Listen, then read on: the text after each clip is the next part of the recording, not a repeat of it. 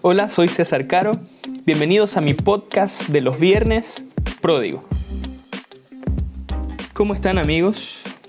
Bienvenidos a nuestro episodio 3 de Pródigo y continuaremos con la serie Suficiente, tratando de entender la suficiencia de Cristo en nuestras vidas.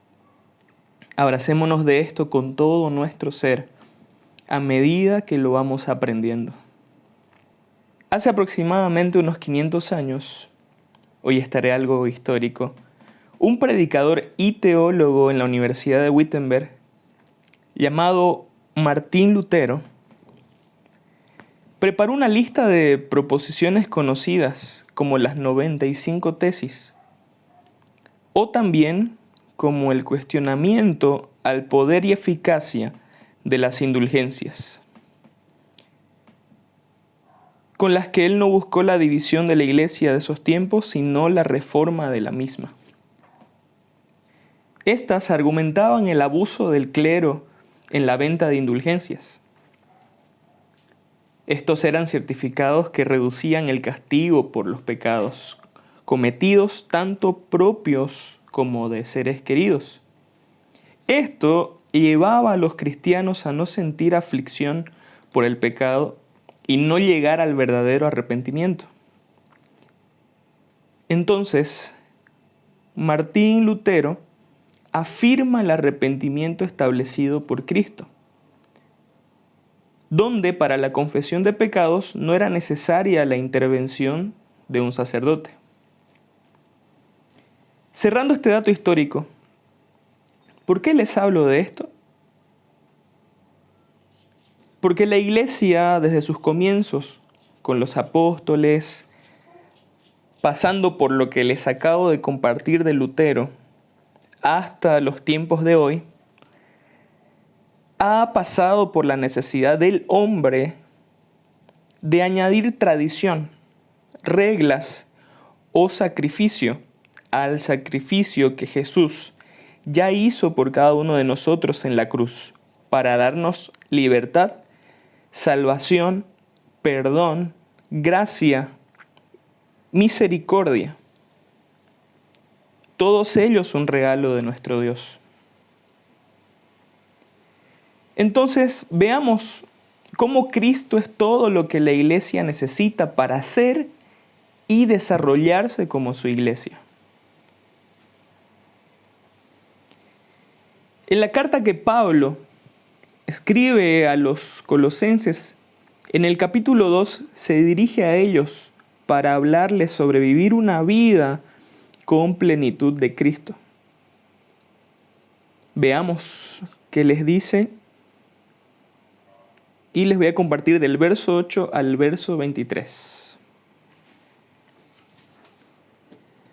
Mirad que nadie os engañe por medio de filosofías y huecas sutilezas, según las tradiciones de los hombres, conforme a los rudimentos del mundo, y no según Cristo. Porque en él habita corporalmente toda la plenitud de la deidad, y vosotros estáis completos en él, que es la cabeza de todo principado y potestad. En él también fuisteis circuncidados con circuncisión no hecha a mano, al echar de vosotros el cuerpo pecaminoso carnal, en la circuncisión de Cristo, sepultados con él en el bautismo, en el cual fuisteis también resucitados con él, mediante la fe en el poder de Dios, que le levantó de los muertos. Y a vosotros, estando muertos en pecados y en la incircuncisión de vuestra carne, os dio vida juntamente con él, perdonándoos todos los pecados, anulando el acta de los decretos que había contra nosotros, que nos era contraria, quitándola de en medio y clavándola en la cruz. Y despojando a los principados y a las potestades, los exhibió públicamente, triunfando sobre ellos en la cruz. Por tanto, nadie os juzgue en comida o en bebida, o en cuanto a días de fiesta, luna nueva o días de reposo, todo lo cual es sombra de lo que ha de venir, pero el cuerpo es de Cristo. Nadie os prive de vuestro premio, afectando humildad y culto a los ángeles, entremetiéndose en lo que no ha visto, vanamente hinchado por su propia mente carnal, y no haciéndose de la cabeza, en virtud de quien todo el cuerpo, nutriéndose y uniéndose por las coyunturas y ligamentos, crece con el crecimiento que da Dios. Pues si habéis muerto con Cristo en cuanto a los rudimentos del mundo, ¿por qué, como si vivieseis en el mundo, os sometéis a preceptos tales como no manejes, ni gustes, ni aun toques, en conformidad a mandamientos y doctrinas de hombres, cosas que todas se destruyen con el uso? Tales cosas tienen a la verdad cierta reputación de sabiduría, en culto voluntario, en humildad y en duro trato con... Tales cosas tienen a la verdad cierta reputación de sabiduría, en culto voluntario, en humildad y en duro trato del cuerpo, pero no tienen valor alguno contra los apetitos de la carne. Amigos, aquí podemos ver ¿qué tradiciones de hombres amenazaron la estabilidad de la iglesia en Colosas? Y Pablo responde algo sencillo. Ustedes están completos en Él. Amigos, estamos completos en Cristo. ¿Saben? Tradición trae maneras y formas de hombres. Trae un ego de la experiencia. Quizás un decir, llevo muchos años en esto y se debe hacer de esta manera. Dejemos a Cristo que nos haga completos en Él. Bastémonos en su gracia. También habla de una tradición judía que es la circuncisión, que se intentó introducir en la iglesia, porque nuestra condición humana no puede comprender que solo Jesús sea suficiente para darnos la salvación. Y de esa manera continúa Pablo mencionando otras cosas más, como el nadie lo juzgue por comida o bebida o días de reposo. Pero como dice el verso 23, estas cosas tienen cierta reputación de sabiduría. Y hoy en día la iglesia local sigue añadiendo reglas, normas, requisitos y otras cosas para medir nuestra relación con Dios. O para medir cómo va nuestra santidad. Siendo que nuestra vida con Dios debe disfrutarse, aún en medio de la dificultad y los problemas. Amigos, el gozo es fruto del Espíritu. Llevemos con gozo nuestra libertad en Cristo. Ya que mencioné la palabra libertad, quiero que compartamos un poco de eso. Es importante entender una interpretación clara de la libertad en Cristo.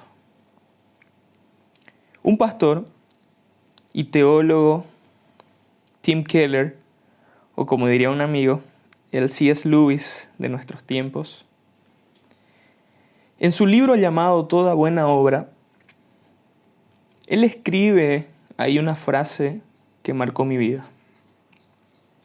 Y es la siguiente. La libertad no es tanto la ausencia de restricciones, sino encontrar las correctas, aquellas que concuerdan con las realidades de nuestra propia naturaleza y las del mundo. Saben, los mandamientos en la Biblia son una invitación a la libertad, porque a través de ellos Dios nos llama a hacer aquello para lo que fuimos diseñados. Si no caminamos conforme a ellos, actuamos contra nuestra naturaleza y diseño. Los mandamientos se viven con gozo, se disfrutan porque te hacen ser para lo que fuiste diseñado. Como lo dice en Isaías 48, del 17 al 18, se los voy a leer en la versión NBI, que dice así: Así dice el Señor, tu Redentor, el Santo de Israel.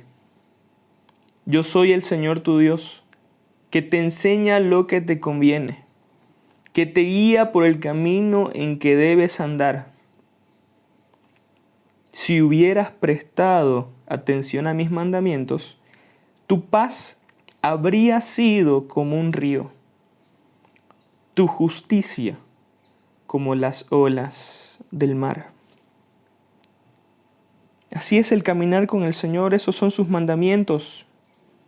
Él nos enseña cómo andar. Su paz, su gozo nos inundan como un río.